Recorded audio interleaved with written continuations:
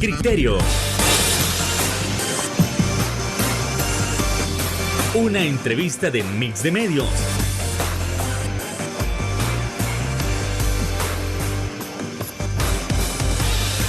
Que aborda frontalmente los problemas de El Salvador con los verdaderos protagonistas y plantea soluciones.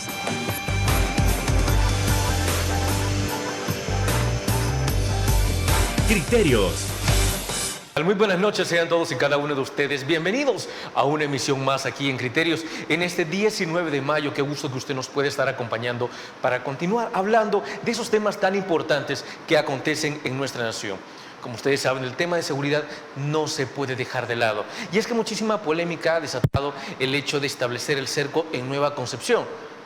Algunos mencionan, mire, pero es que ¿por qué gastar tantos recursos en establecer 5.000 elementos en este municipio? Para la administración actual, esto es sumamente importante, porque no se trata de capturar muchísimos pandilleros y dejar a los rezagados que hagan lo que quieran, sino de extraer hasta el último criminal que quede en el país. Esos temas de seguridad los vamos a hablar con nuestro invitado estelar. Estamos hablando de nuestro analista, Marvin Aguilar. ¿Qué tal, Marvin? Muy buenas noches, encantado de tenerlo por acá, caballero. ¿Qué tal? Buenas noches, Fernando. Un saludo a la audiencia de Canal 8. Encantado que nos haya aceptado la invitación. Vamos entrando en materia entonces con lo que ha sucedido en Chalatenango del asesinato de la gente, sí, de la gente de la Policía Nacional Civil. Entonces, la oposición dice, mire, ¿por qué establecer un cerco con 5.000 elementos? ¿Por qué gastar tantos recursos? ¿Pertinente o no lo es? Marvin. Bueno, lo que sucede es que para el gobierno su principal fortaleza es el tema de la seguridad. Y en este sentido, que haya un asesinato de un policía en un municipio coherente con su, digamos, su principal fortaleza, que es cómo aborda y enfrenta la delincuencia el gobierno, incluso con lo que ellos han llamado guerra contra las pandillas, el desplegar una fuerza de 5.000 soldados, entre soldados y policías, a este municipio, es lógico dentro de la estrategia que el gobierno maneja de guerra frontal contra las pandillas. O sea, no debería de sorprendernos ese despliegue. Ya ha pasado en Comasagua, en la Totonichapa, en Soyapango y ahora en este municipio. Y como consecuencia del asesinato de un policía. Entendería yo que este grupo de policías sale a hacer un patrullaje y es emboscado por pandilleros que de seguro sienten que han entrado a una zona donde ellos pues estaban ahí resguardados y disparan como una especie de protegerse. Entendería yo que han habido capturas, ¿no?, de pandilleros que pudieron haber estado involucrados en ¿Zonas donde consideran que estaban resguardados o zonas descuidadas por el régimen de excepción? ambas. Es que lo que sucede es que hay que ver, el tema de seguridad no es algo fácil. No puedes decir esto que pasa aquí es lo que pasa en todo el país. Los grupos de pandillas que se han ido del país y que se han instalado en México han rentado un corredor a los cárteles de la droga mexicanos para en ese corredor pasar droga y pasar inmigrantes, por los cuales ellos cobran una cuota, ¿no? Entonces, esto ya te dice que los pandilleros se han dedicado a otro negocio, que se han tenido que ir del país y establecerse en México para poder hacer ese negocio. Tienen incluso una fuerza militar de unos 200 personas que operan en este corredor para dar seguridad, en contubernio con todos los cárteles de la droga mexicana. Le pagan a todos los cárteles, pero ellos tienen el control de todo lo que pasa por ese corredor. Entonces, de alguna manera, ¿qué te puedo decir? Se han hecho traficantes de personas y se han hecho traficantes de droga. Esta parte de este grupo de pandilleros salvadoreños. ¿Qué puede estar pasando aquí? Bueno, es que las pandillas, de todo el resultado de la extorsión, montaron negocios, diferentes tipos de negocios que no son grandes empresas, son medianas y pequeñas empresas que oscilan entre la informalidad precisamente para evitar, ¿verdad?, que se les controle y que esos negocios ahí están, que alguien los está administrando. Entonces es posible que las pandillas vayan a mutar a esto, o están en ese proceso de transición a una mutación de algo. Otro dato interesante. ¿De algo peor Es que, vamos a ver, el crimen organizado siempre va a operar al margen de la ley, por eso es que se llama crimen organizado. Y necesita el crimen organizado forzosamente a miembros del Estado que les permitan esa operatividad al margen de la ley. El crimen organizado no puede existir. Estamos hablando de quiénes. No, es decir, el crimen organizado no puede sobrevivir si no hay elementos del Estado que les ayuden. Uno de los grandes problemas de combatir el crimen organizado para el gobierno es que de alguna manera se está combatiendo a sí mismo.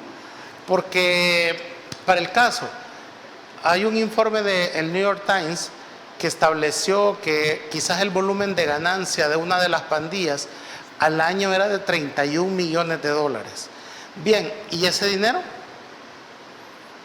¿A dónde está? Y eso estamos hablando de un año. Los negocios que pusieron para lavar este dinero de las pandillas existen o ya desaparecieron. O si no han desaparecido, ¿quién los administra? Y esa ganancia, ¿cómo se está capitalizando? Lo otro es las armas. Es decir, no ha habido un decomiso sustancial de armas en comparación con la cantidad de pandilleros detenidos. Entonces, se han dado algunas explicaciones al respecto, ¿no? Que no es la cantidad de armas, que ellos no todos andan armados. Bueno, pero y las armas que se han decomisado no son lo suficientemente de alto calibre como para decir que ellos iban a hacer una acción armada. Entonces, ¿qué pudo haber pasado? Si estamos viendo que en México, por ejemplo, una de las pandillas ha montado un mini ejército o un grupo armado de casi 200 personas. ¿Un grupo beligerante? No, o sea, hablo de un grupo armado de sicarios, pues, que son los que controlan el corredor que te digo que le alquilan a los cárteles mexicanos. Entonces, si ellos tienen, y las armas que andan ahí son armas de grueso calibre, ¿verdad? Según la información del FBI, que es la que ha estudiado este fenómeno ahí en México, y que tienen ese corredor, también tiene contactos hasta El Salvador, Guatemala y Honduras, ¿verdad? Entonces, de alguna manera, armas, negocios, son cosas que no se les han tocado a los pandilleros en esta nueva etapa y en esta nueva guerra que se libra contra ellos. Entonces, no es de extrañarse que el fenómeno de las pandillas, si bien se ha desarticulado como los conocíamos, está mutando hacia otra forma de delincuencia. ¿Y la gente está conforme con que en lugar de matar puedan mutar a algo más? Lo que sucede es que lo que estábamos acostumbrados era a los muertos, ¿verdad? Estábamos acostumbrados a los muertos, y lo otro era a la extorsión, que era lo que la población más percibía de forma directa. Bien, esa inseguridad de que te podían matar, o la inseguridad de que no podías ir a otro territorio, o que te iban a extorsionar por si ponías cualquier tipo de negocio, eso ha ido disminuyendo con el tiempo. Hay una percepción de la gente de que estamos con mayor seguridad. Bueno, pero ya lo otro no le interesa a la gente, porque como que no le afecta de manera directa. Que las pandillas controlen el narcomenudeo, que las pandillas de alguna manera tengan un delivery de drogas y puedan llevar drogas a todos lados en una motocicleta como que si es comida rápida. No, porque como eso está controlado en el sentido que afecta a quien la compra y beneficia al que la vende, pero no es algo que se hace a la luz pública, no es algo que la gente pierda o se vea afectada, porque todo es clandestino. Entonces a la gente eso no le afecta. A la larga, por supuesto que afecta, porque esto promueve la desintegración en la juventud, la pérdida, digamos, de impuestos para la gente, y va creando otra especie de poder, que son los cárteles, ¿verdad? Que son los que te van a decir, en un momento determinado puede aparecer un muerto, y tú no sabes por qué, ¿verdad? Porque fue de seguro rencilla de drogas, fue pleito por territorios para vender la droga, pero es como más controlado, digamos, ¿no? La gente no se ve afectada, se va a enterar que hubo un muerto, ¿verdad? Pero a lo sumo ni se va a enterar de por qué fue el muerto, y eso va a quedar así. Entonces, yo diría que por eso la gente no está percibiendo en la mutación de las pandillas hacia, por ejemplo, medianas y pequeñas empresas legales aparentemente, pero que fueron obtenidas con dinero de la extorsión, ¿verdad? No les importa porque es algo que a ellos no les afecta directamente. El tema de la seguridad para la población tiene mucho que ver si me afecta a mí. Si yo, mientras me esté subiendo a un bus, mientras pueda caminar en mi comunidad, mientras yo no me extorsionen, pues lo que demás pasa y no me entere, pues a mí no me preocupa. Esa es la forma de razonamiento de la gente frente al tema de la seguridad. Ojo que no ven, corazón que no siente. Pausa comercial, ya volvemos.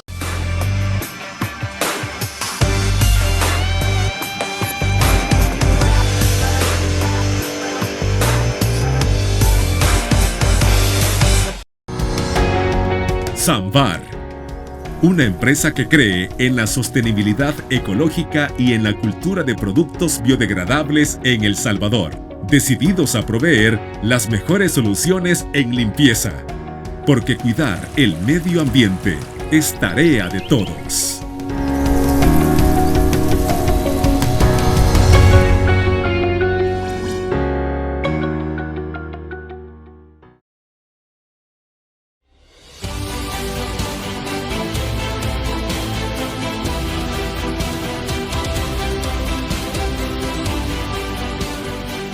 Nuestro compromiso, nuestra pasión, son algunas de las cosas que nos caracterizan como salvadoreños. Farmacia La Buena, la farmacia de todos.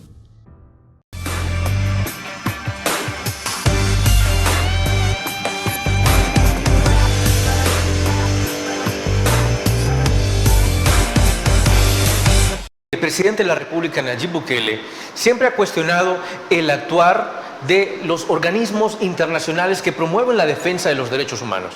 Y recientemente, con el asesinato del agente de la Policía Nacional Civil, reiteró: ¿por qué las organizaciones internacionales no se pronuncian ante este hecho? ¿Por qué solo con el actual del régimen de excepción? Entonces, ¿en qué plano están creando estos organismos u organizaciones internacionales? Marvin, por favor. Bueno, lo que sucede es que es la cuestión de cómo ven los organismos internacionales el tema del combate a la delincuencia. Ellos entienden que el Estado tiene que combatir la delincuencia guardando todas las líneas democráticas que aceptan todos los países. En el caso de la cultura occidental, que es a la que El Salvador, para bien o para mal, pertenece o está influenciada. Las protestas en París contra el aumento de la edad de jubilación, que han causado grandes desórdenes en las calles parisinas, con incendios, saqueos. La policía, no se va a ver bien que la policía francesa reprima con balazos a estos manifestantes, por mucho desorden que hagan. El punto es que es una protesta social y debe de ser entendida así. Entonces, en este caso, los organismos internacionales están para señalarle al Estado sus excesos. No es para decirle usted no puede combatir la delincuencia. Es sí, usted combata la delincuencia, puede combatir la delincuencia, está obligado a combatir la delincuencia. Lo que sucede, te dicen los organismos internacionales, que hay estos parámetros que nosotros consideramos los correctos, los democráticos, para que usted en este marco combata la delincuencia. Cuando ya te salís de ese marco de reglas democráticas para combatir la delincuencia, es cuando los organismos internacionales te van a señalar. Es una especie de observatorio. La idea de un observatorio es precisamente para saber que cuando tú haces tu trabajo, no necesito decirte que está bien o que está mal lo que estás haciendo, porque estás haciendo tu trabajo. Tú fuiste electo y tenés el poder para hacer tu trabajo.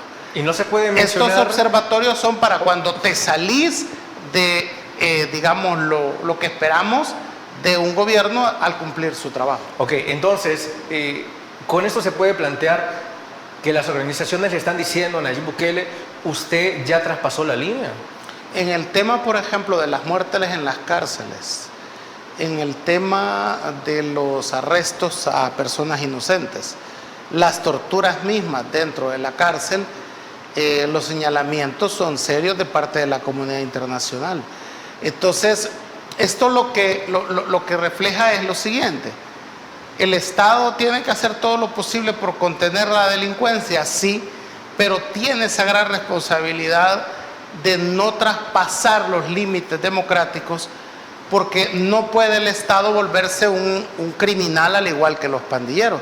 Es que alguien podrá decir, es que el Estado tiene que ir y defender a los ciudadanos, pero eso no pasa por matar a mansalva y a diestra y siniestra a todo el que veas en la calle, porque lo vea sospechoso de ser pandillero.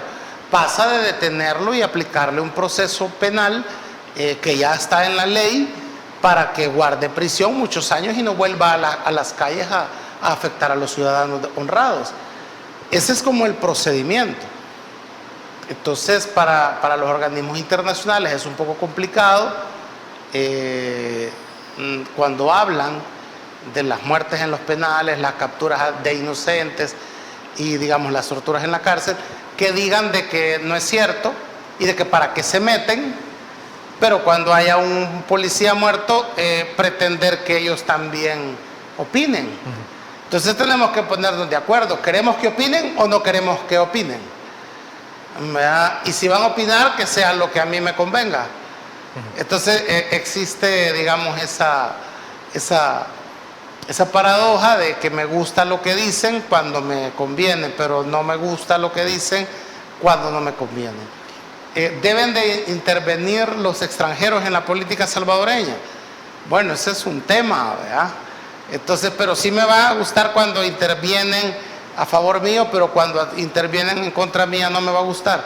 O sea, o aceptamos los señalamientos de la comunidad internacional todos, sean buenos o sean malos, o no los aceptamos. ¿Y con qué tanta seriedad se pueden tomar cuando estamos hablando de comunidad internacional? Ok, estamos hablando de los estados conformados dentro de Naciones Unidas. Ok, de estos estados, cuando se han pronunciado a través de sus mandatarios que primero el régimen de excepción es una violación hacia los derechos humanos, pero posteriormente cambian su pensamiento, cambian su línea y ellos mismos están intentando replicar, ¿se puede tomar en serio o no los comentarios que ellos hacen? Con respecto a primero no, pero después sí. Bueno, es que depende. Yo creo que no hay que confundir que a nivel popular las medidas del presidente Bukele son aceptadas y cualquier sociedad latinoamericana hastiada de la delincuencia va a ver bien, con lo que opinan las élites políticas de esos países. En el caso de Costa Rica, cuando el presidente Chávez dice de que ellos no pueden recurrir al estado de excepción para combatir el alza delincuencial que hay ahorita en Costa Rica, es porque la ley costarricense responsabiliza al presidente de si hubiera muertos o excesos en el cumplimiento del combate a la delincuencia. Entonces, él va a responder cuando deje de ser presidente con cárcel. Entonces, claro, al presidente le incomoda que por combatir la delincuencia, cuando deje la presidencia, vaya a ir preso por los excesos, por ejemplo. Entonces, él dice, por eso en Costa Rica no podemos proceder de esa manera, porque hay responsabilidades penales después.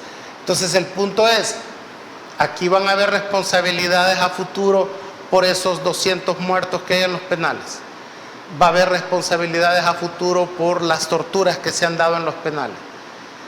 Va a haber responsabilidades por el ministro de Justicia y Seguridad ha reconocido que liberó 5,000.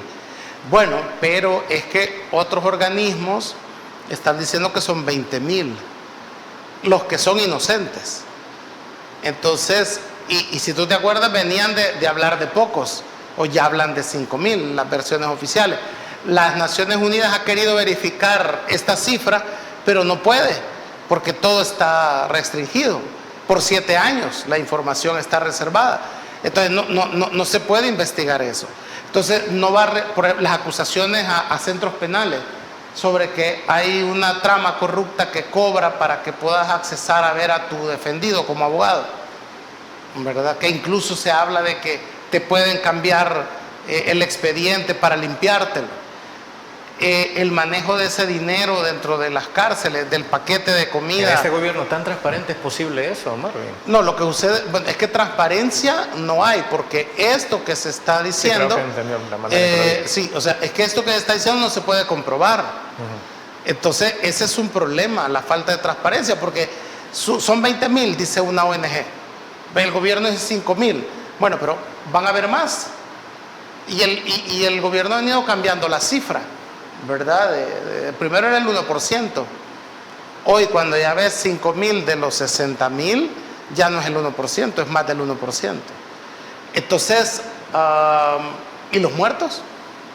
O sea, en El Salvador está prohibida la pena de muerte. Entonces, en la cárcel ha muerto gente acusada de agrupaciones ilícitas, sin juicio. Y si esta gente que ha muerto era inocente, le aplicaste la pena de muerte a un inocente. Y está prohibida en la Constitución, y sin juicio. Y creen estos que están ahí en los centros penales tantas cosas que están no prohibidas en la van a Constitución, responder. Marvin. Igual se hace. Pues sí, pero creen los de los centros penales que no van a responder por esas 200 muertes más adelante. O sea, ¿realmente creen ellos que esos abusos de los que se están señalando en la dirección de centros penales nadie va a responder más adelante? ¿Crees tú que estas familias, una vez que pase esta situación, no van a ir a demandar al Estado? Entonces, claro que van a haber demandas. Si todavía tenés que 40 años después estamos hablando del Mozote, estamos hablando del Zumpul, estamos hablando de la masacre de la UCA, entonces claro que van a haber repercusiones más adelante.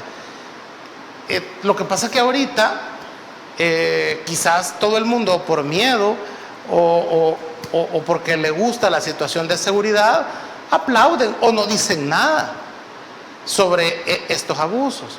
Entonces, el punto es que para que la comunidad internacional... ¿por qué cuando otros organismos internacionales se pronuncian haciendo referencia a que algunos tienen miedo de hablar, pero si los organismos internacionales se pronuncian igual, este sector de la ciudadanía igual no les aplaude, igual no dice, mire, lo que usted está diciendo como organismo internacional defensor de derechos humanos es cierto? Es que el argumento a nivel internacional no es, ¿y usted por qué no habla? ¿Y usted por qué no hablaba? ¿O usted defiende pandilleros, usted defiende criminales?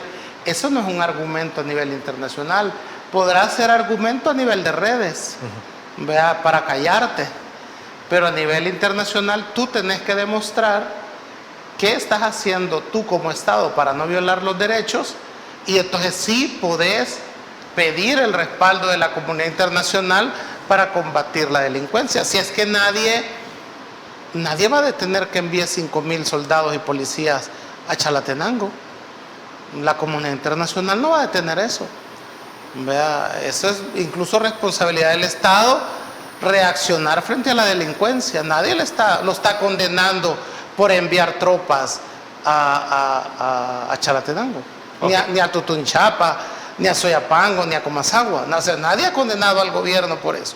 Se está hablando de las violaciones a los derechos humanos que se cometen en ese contexto y que pueden ocasionar en el futuro persecución penal contra los involucrados. Ok, hay que actualizar y seguir con el análisis tras la pausa comercial.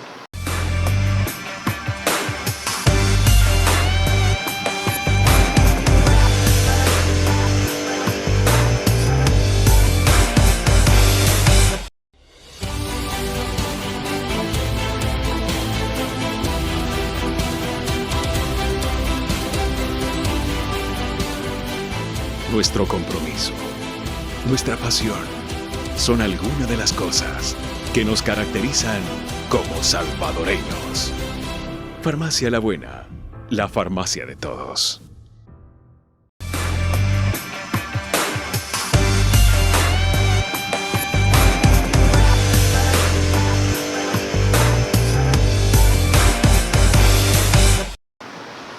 A ver, algo que se sigue mencionando es que ¿quién va a responder por las más de 200 muertes dentro de los centros penales?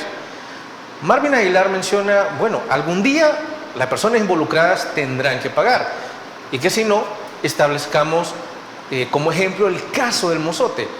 Ya más de 40 años y hay quienes siguen pidiendo justicia. Entonces eso podría llevarnos a pensar que para que estas muertes se resuelvan tienen que pasar otros 40 años. Marvin. Yo creo que lo triste de esto es que la gente nunca va a dejar de pedir justicia. Veamos la historia del país. En la época de la guerra, del conflicto armado interno que tuvimos, 1980, se instaló el estado de excepción. Y los jefes militares que comandaron la guerra tomaron muchas decisiones bajo la lógica de contener al comunismo o la agresión comunista. Esto hizo que con asesoría de militares estadounidenses y el ejército salvadoreño desarrollaron una estrategia militar que se llamaba operaciones de tierra arrasada. Era no dejar vivo a nadie cuando llegabas a una comunidad. Esto era un crimen de lesa humanidad a todas luces, pero se hizo en varios lugares.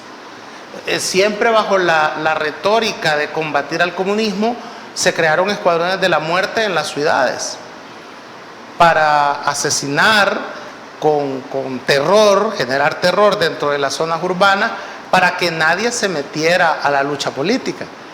Entonces se desarrollaron a la vez dos estrategias que eran las de zona rural, operación de tierra arrasada, y zona urbana, los escuadrones de la muerte. Hasta ahora se ha abierto un juicio contra los escuadrones de la muerte, que es el único juicio que se ha establecido en relación a estos temas. Y vas a ver que hay vinculación de gente civil o grupos paramilitares vinculados al ejército o a los cuerpos de seguridad en aquel momento.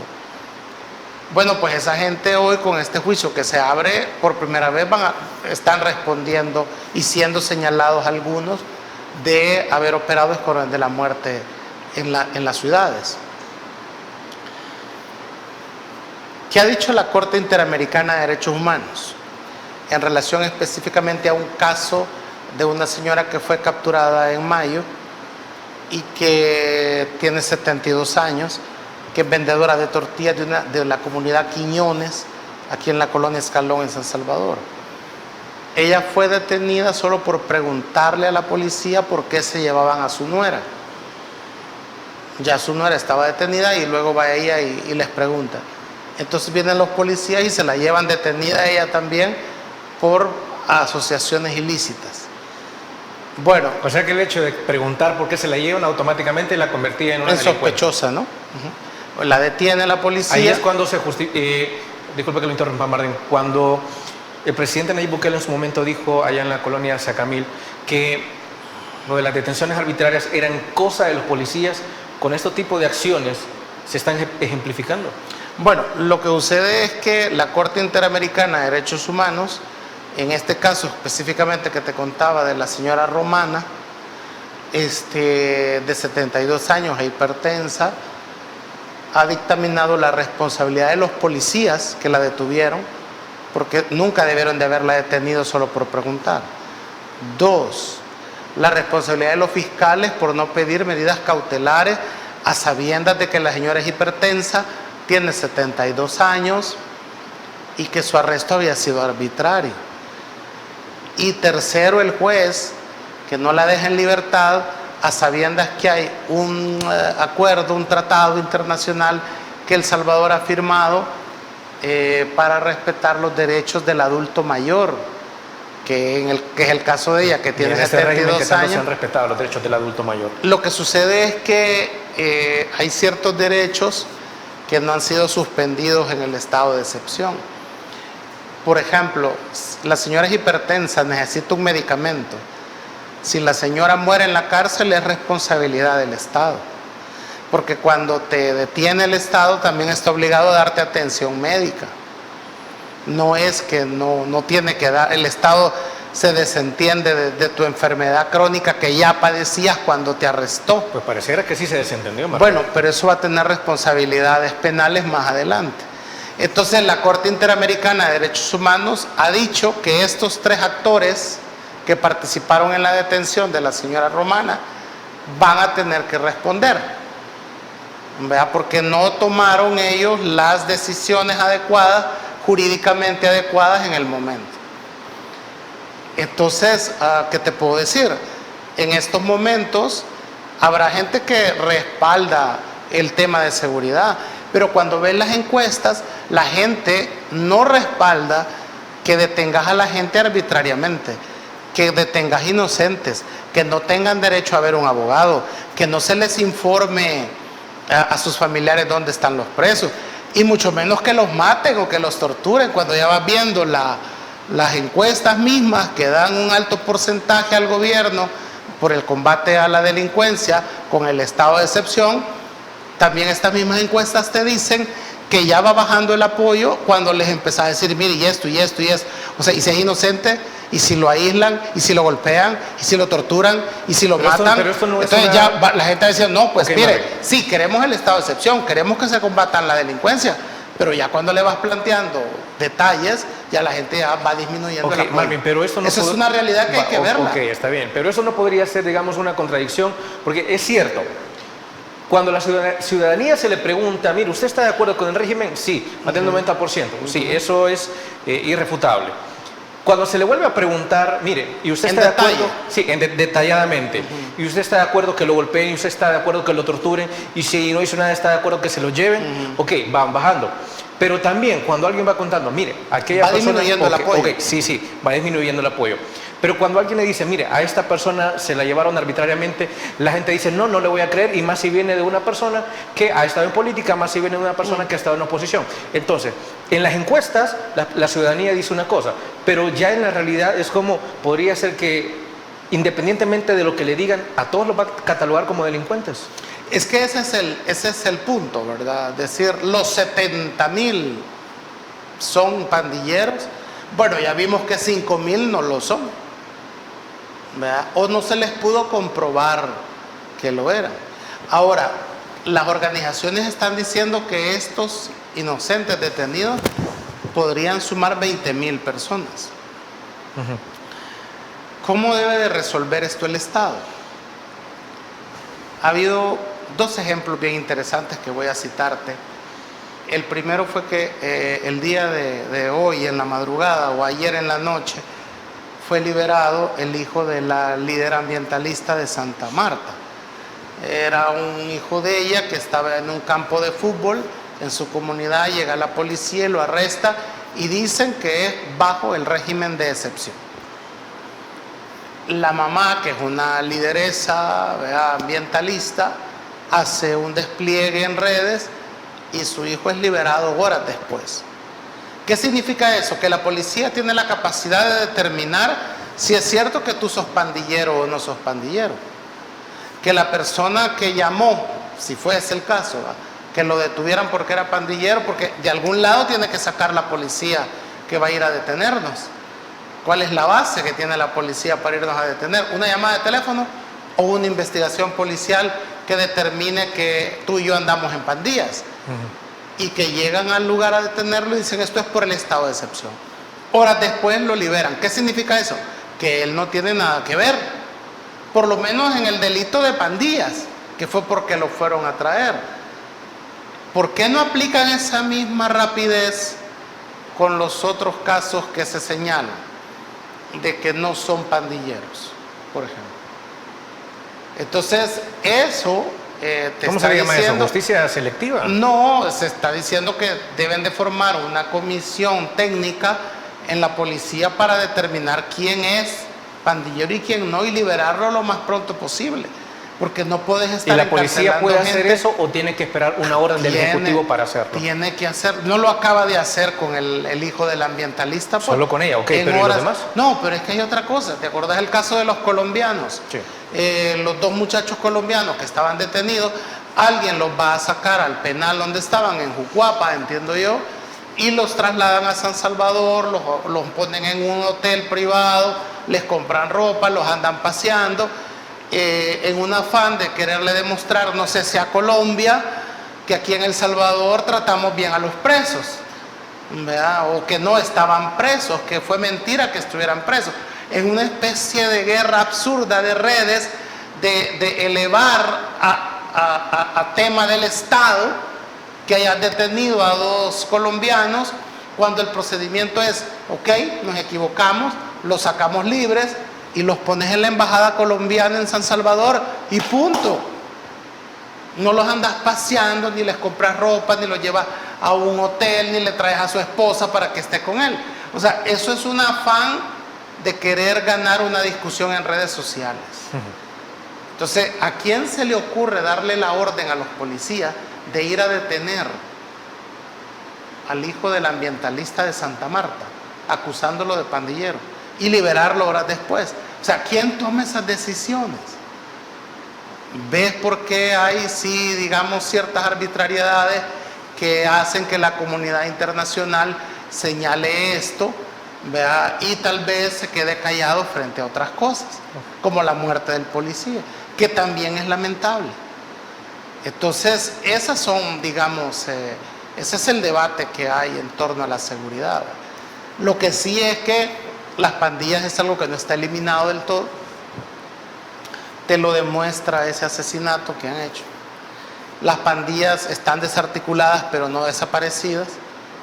Y lo que hay que evitar, creo yo, es que tengan la posibilidad las pandillas de reagruparse y volver a tomar control en los territorios. Eso habría que... Y no se puede lograr eso manteniendo el estado de excepción para siempre.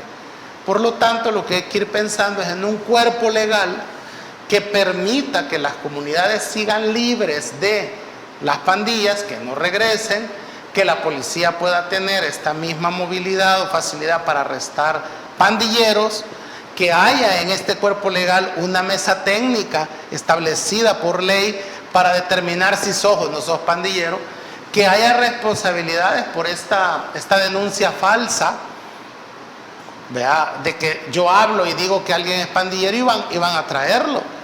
Y a la hora de demostrar, porque han habido casos que ya han ido a juicio de llamadas y quien hace la llamada no logra demostrar en el juicio que es pandillero, ¿sabías?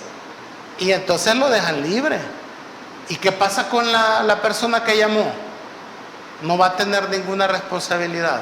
Ahora, las demandas que puede ocasionar esto contra el Estado, porque hay gente que perdió su trabajo, gente que quedó desprestigiada, y la gente que perdió la vida, que esas son demandas que se van a llevar ya a la Corte Interamericana de Derechos Humanos, que no hay posibilidad que le devuelvas la vida a la persona, pero sí una indemnización de dinero. ¿Cuánto le va a costar en dinero al Estado estas demandas por las muertes en las cárceles? Ok, hablemos de justicia restaurativa tras la pausa comercial.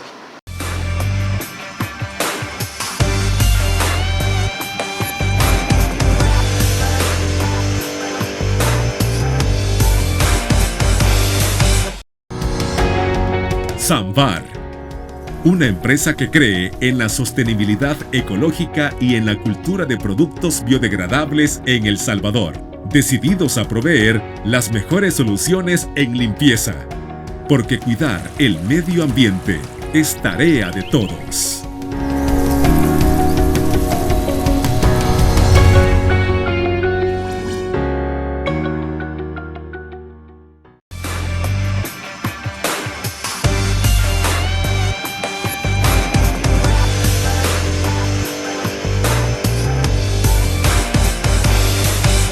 Justicia restaurativa es un término frecuentemente utilizado para intentar resarcir el daño a las víctimas de un determinado hecho. Pero nosotros podemos preguntarnos, ¿es que todo el daño, digamos, en este caso, en principio, las 5.000 personas que fueron liberadas y que son inocentes durante este régimen de excepción, se les puede aplicar a la justicia restaurativa? ¿O realmente, haga lo que haga el Estado, jamás se le podrá dar este tipo de justicia? Marvin. Lo que sucede es que con esto, si vas a utilizar el concepto de justicia restaurativa, este concepto tiene elementos, por ejemplo, saber la verdad. O sea, ¿por qué me detuvieron a mí? ¿verdad? Si después se comprobó que yo no tenía una ficha de investigación, que fue que alguien llamó, y esta persona, ¿qué pruebas aportó? Ese es un primer punto, tener que saber la verdad. Así como el caso de Hugo Osorio, que solo dijo, miren, estas personas acompañaron, pero no tengo mayores pruebas, solo la palabra de él. Algo así. Sí, bueno, o sea, no, bueno, es que el punto es que eso por eso se cayó el caso.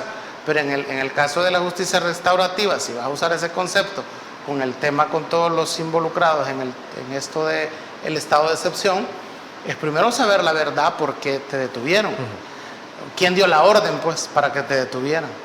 Lo otro es que el perdón por parte de la gente que te detuvo. Esos son los elementos y la certeza de que no va a volver a ocurrir. Ese es otro de los elementos de la justicia restaurativa, porque de nada sirve que yo te pida perdón si sigo haciendo lo mismo, pues. Entonces tiene que haber un compromiso de que no va a volver a pasar eso de capturas arbitrarias, de muertos en las cárceles, ya sea porque no les dieron medicamento o ya sea porque los mataron porque los mataron allá adentro, no a golpes. Y lo otro es la indemnización. Y de todos esos elementos mencionados, ¿hay siquiera uno que se esté cumpliendo? No, por ahorita no. Es que todo eso va a ser a futuro. Fíjate que ahorita podemos hablar de impunidad. Nicolás Maquiavelo, ahorita estamos hablando de que hay personas cometiendo delitos amparados al estado de excepción. Sí, hay personas cometiendo delitos amparadas al estado de excepción, tal cual como sucedió en los 80, que habían miembros del ejército y miembros de la guerrilla que, amparados al desorden de la guerra, podían llegar y decidir sobre la vida de alguien, quién vivía y quién moría. Aparentemente también hoy en la actualidad habrán policías, habrán soldados, habrán vigilantes penitenciarios que tienen esa potestad de decidir quién vive y quién muere, ¿verdad? Eso es una realidad, porque hay muertos, porque hay detenidos inocentes. Entonces, ahorita, como estamos en el proceso, pues es bien complicado y bien difícil decir que se van a iniciar juicios de justicia restaurativa sobre esto. Primero habrá que ver si aplica también eso, por si no es solamente cuando hay una guerra, ¿no? O una guerra civil. Pero sí hay violaciones a los derechos humanos, que esos son delitos imprescriptibles. Es que Maquiavelo tiene una frase interesante cuando dice que es mal político aquel que cree que solo porque está haciendo sol este día, no va a llegar un día en que va a llover. Es que un día va a llover.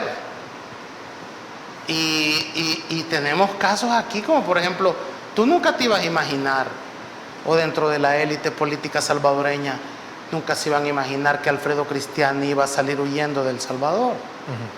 Y ha salido huyendo a Italia. ¿Vea? Nunca te ibas a imaginar que, por ejemplo, que le iban a caer de pena de prisión a un presidente. ¿Cuántos? 9 años. Le cayeron a Tony Saca, ¿no? Sí. Y ha tenido que guardar prisión. Acaba de ser condenado Mauricio Funes a 16 años. Es posible que en este caso de la tregua, otra vez el tema de pandilla, a Funes ni le interese la pena de 16 años porque él no vive en El Salvador. Pero sí al general Munguía Payés, que está viviendo en El Salvador y que le cayó por ese mismo caso 20 años de cárcel.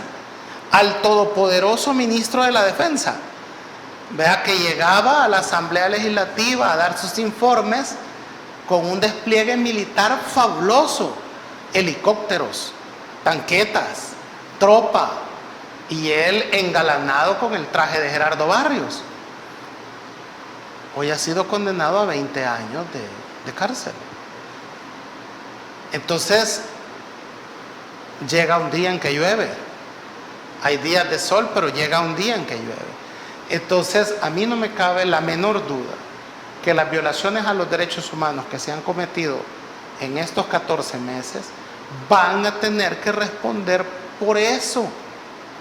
Porque el eliminar las pandillas, el desaparecer a este grupo de maleantes de las calles, que está bien que se haga, y que si es necesario mantener el estado de excepción o armar un cuerpo legal para mantener esa tranquilidad en las comunidades, y evitar a toda costa que los pandilleros regresen a estas comunidades, eso no facultó nunca que podían meter presos a inocentes, que te ibas a deshacer de enemigos aprovechando esta coyuntura y que ibas a matar gente o permitir que gente muriera en los centros penales o ser torturado.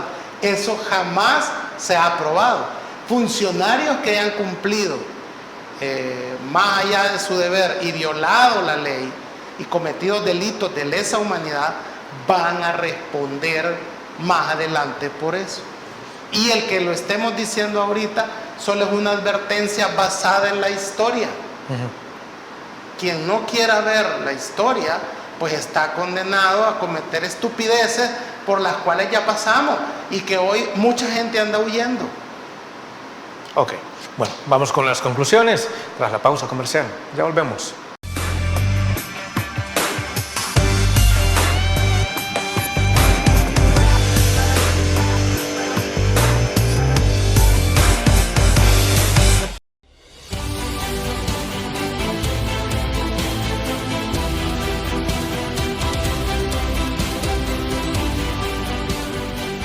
Nuestro compromiso, nuestra pasión, son algunas de las cosas que nos caracterizan como salvadoreños.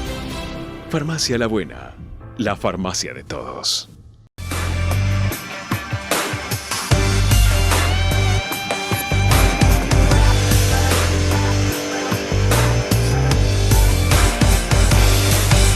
Latinoamérica siempre ha sido una región sumamente popular, donde aquí compartimos tanto cosas buenas como cosas malas.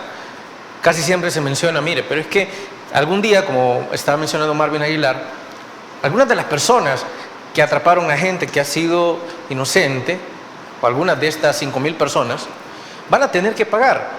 Pero en una región donde la impunidad no es desconocida, esto va a pasar algún día. Y si hablamos de violaciones de derechos humanos, podremos establecer el caso del dictador Augusto Pinochet, que murió tranquilamente. Claro, tal vez con un par de reproches en su conciencia. Marvin, ¿van a pagar? Yo no diría que Pinochet murió tranquilamente. En mi opinión fue humillado de las formas en las que el general nunca se imaginó. Porque él murió siendo procesado y en arresto domiciliario. No murió tranquilo. Que nunca fue a la cárcel, nunca fue condenado. Sí, es cierto, pero... Nunca se le hizo pagar entonces, realmente. Lo que sucede es de que murió. Mientras pues sí, eso, obviamente. sí, ya no ibas a seguir el juicio muerto, pues. No, obvio. Eso solo se lo hicieron a don Miguel de Cervantes, ¿sabes? ¿Verdad? Que le aplicaron la Santa Inquisición, él ya había muerto, y ya muerto le hicieron el juicio, porque establecieron los del Tribunal de la Santa Inquisición que ellos juzgaban el alma también, no solo el cuerpo. Y la condena fue que prohibieron todas sus obras. Fíjate. Y por poco más de 100 años, la obra de don Miguel de Cervantes fue prohibida. Pero ¿qué pasa hoy? El libro que te explica muy bien lo que es nuestra lengua castellana es el Quijote de don Miguel de Cervantes. Y es gracias a esa obra que hoy podemos estructurar este idioma, el español o el castellano, como el idioma conversacional. Es nuestra lengua es rica en palabras y para platicar el español de todos es el lenguaje más florido que hay. Entonces, aquella sentencia de después de muerto que aplicaron ese tribunal de la Santa Inquisición, se equivocó totalmente. La historia nos ha demostrado que el Quijote es una monumental obra y que su creador, don Miguel de Cervantes, fue condenado injustamente. Entonces, la historia se encarga de poner las cosas en su lugar. Y lo que hay que hacer, para bien o para mal, si tú quieres, es esperar a que un día llueva, para que sean juzgadas los crímenes de lesa humanidad, que toda la gente que se está quejando en la actualidad sea oída. Yo estoy a favor del estado de excepción. porque entiendo que es una herramienta que el gobierno dice que les sirve. Y los resultados en las comunidades han sido evidentes. Pero nunca me voy a poner a favor de que alguien mate a otro siendo inocente. ¿Verdad? Que alguien sufra tortura. Porque si hay algo que nos dejó la guerra de 1980, es que existan espacios como este, en el que estamos esta noche, y que no me maten a la salida de este canal por decir mi opinión. Ese es el gran aporte de Oscar Romero, que a él le tocó pagar con su vida decir las cosas que estaban mal. Entonces también hay que entender a la gente, a las organizaciones de la sociedad civil, las ONG, no persiguiéndolas ni atacándolas. Es que hay que escuchar esos lamentos y hay que escuchar esas quejas y hay que investigar si es cierto lo que dicen y castigar a los culpables. Es que si no vas a ir creando un resentimiento de falta de justicia que un día va a estallar y no sabemos cómo puede llegar a estallar. Entonces, como sociedad civilizada tenemos que volver a evitar, ¿verdad?, transitar por esas noches oscuras en las que ya pasó el país, que es en la época de la guerra. Y solo un dato: esa justicia oscura y manipulada hizo, fíjate, que no hubiera tumba de don Miguel de Cervantes. ¿Sabes que no hay tumba de Miguel de Cervantes en España? Porque como fue condenado por el Tribunal de la Santa Inquisición, tampoco se le podía poner una placa donde fue enterrado. Entonces esa tumba no existe. Por eso se le hizo un cenotafio, que es la Plaza Madrid, donde ahí está su busto y dos monumentales esculturas de Don Quijote y Sancho Panza. Aquel hombre que le prohibieron incluso tener una tumba, hoy es la Plaza España, ¿verdad? Es el símbolo y es el gran símbolo de la lengua que hablamos millones de seres humanos, a pesar que se le persiguió con la justicia, se le condenó a no ver sus obras y se le condenó a no tener una tumba a pesar de que estuviera muerto. Esas arbitrariedades que se hicieron amparadas a la ley, el tiempo las destroza. Claro. Y hace ver a aquellos jueces que ni sabemos quiénes son y al condenado saberlo por nombre: don Miguel de Cervantes Saavedra. Eso va a pasar siempre, no me cabe la menor duda. Ok, interesante planteamiento, Marvin. Hemos llegado al final del programa, pero no nos vamos sin antes agradecerle por haber traído todos sus criterios y esperamos tenerlo el próximo viernes. Tal vez ya regresa don Ronald Umaña. Yo creo que hoy no lo extrañó. No sé. lo habrán capturado también. Bueno, usted dice que aquí nadie lo capturan por dar su opinión. Yo voy a hablar para que lo capturen. Bueno, aunque Ronald todos los viernes estamos solo tú y yo. Bueno, aunque Ronald se fuerza a veces. Bueno, amigos y amigas televidentes, gracias por habernos sintonizado una vez más. Recuerde, el criterio más importante siempre lo va a tener usted. Que descanse. Feliz fin de semana. Criterios. Una entrevista de Mix de Medios.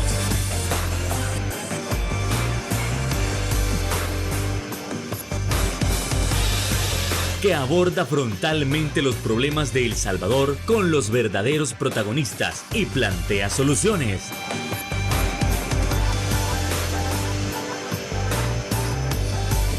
Criterios.